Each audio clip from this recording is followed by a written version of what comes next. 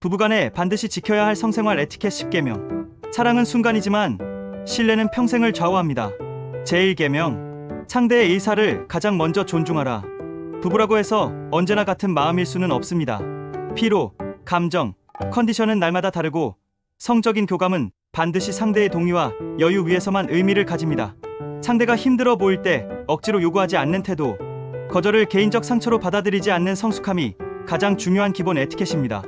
존중받는 사람만이 마음을 엽니다. 제2계명. 침묵 대신 대화를 선택하라. 부부 성생활에서 가장 큰 적은 무관심이 아니라 말하지 않는 침묵입니다.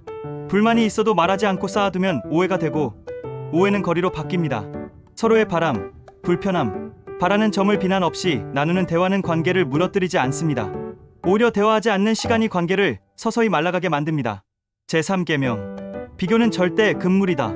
과거의 연인, 다른 부부, 미디어 속 모습과의 비교는 상대의 자존감을 가장 깊게 상처 입힙니다. 성생활은 경쟁이 아니라 둘만의 언어입니다. 비교는 신뢰를 깨뜨리고 신뢰가 깨지면 친밀감은 회복하기 어려워집니다. 지금 내 옆에 있는 사람을 있는 그대로 존중하는 것이 가장 큰 매력입니다. 제4계명. 강요와 의무로 만들지 말라. 성생활이 의무가 되는 순간 친밀감은 부담으로 바뀝니다. 부부니까 당연히 해야 한다는 생각은 관계를 무겁게 만들 뿐입니다. 사랑은 선택일 때 가장 깊어집니다. 서로가 원해서 가까워질 때 그 시간은 관계의 에너지를 회복시키는 힘이 됩니다. 제5계명. 상대의 몸과 마음을 함부로 평가하지 말라. 외모, 나이, 체형, 반응에 대한 무심한 말 한마디가 상대의 마음을 닫게 만들 수 있습니다. 성생활은 신체의 만남이기 전에 감정의 만남입니다. 상대를 평가의 대상으로 삼는 순간 친밀함은 사라지고 방어만 남습니다. 존중받는 몸은 자연스럽게 마음을 엽니다. 제6계명. 일상의 애정 표현을 아끼지 말라. 성생활은 갑자기 시작되지 않습니다. 평소의 말투, 스킨십, 배려, 눈빛이 쌓여 자연스럽게 이어지는 것입니다. 하루 중 작은 포옹, 손잡기, 따뜻한 말 한마디가 없는 부부는 어느 순간 왜 멀어졌는지 이유를 찾지 못하게 됩니다. 침실 밖의 애정이 침실 안의 친밀함을 만듭니다. 제7계명. 상대의 변화에 민감해져라. 나이, 환경, 스트레스, 건강 상태에 따라 성에 대한 감각과 욕구는 달라집니다. 과거의 기준으로 현재를 판단하지 않는 것이 중요합니다. 변화를 이해하고 함께 조율하려는 태도는 부부를 오래 이어주는 가장 현실적인 배려입니다. 관계는 고정이 아니라 함께 맞춰가는 과정입니다.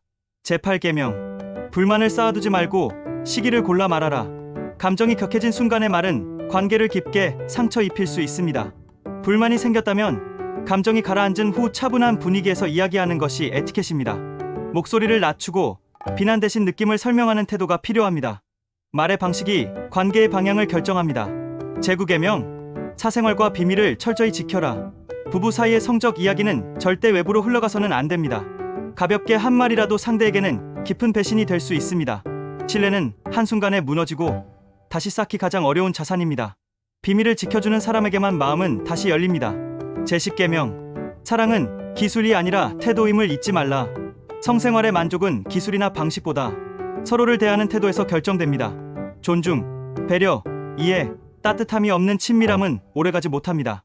반대로 완벽하지 않아도 진심이 느껴지는 관계는 시간이 지날수록 깊어집니다. 사랑은 잘하려는 마음에서 시작됩니다. 정리의 말. 부부의 성생활은 단순한 신체적 영역이 아니라 신뢰, 존중, 감정, 소통이 모두 만나는 관계의 중심입니다. 이 10계명을 지키는 부부는 갈등이 와도 회복이 빠르고 시간이 흘러도 친밀감이 유지되며 말하지 않아도 서로의 마음을 이해하게 됩니다. 관계는 노력의 방향이 맞을 때 오래갑니다. 서로를 지키려는 태도 자체가 가장 깊은 사랑입니다.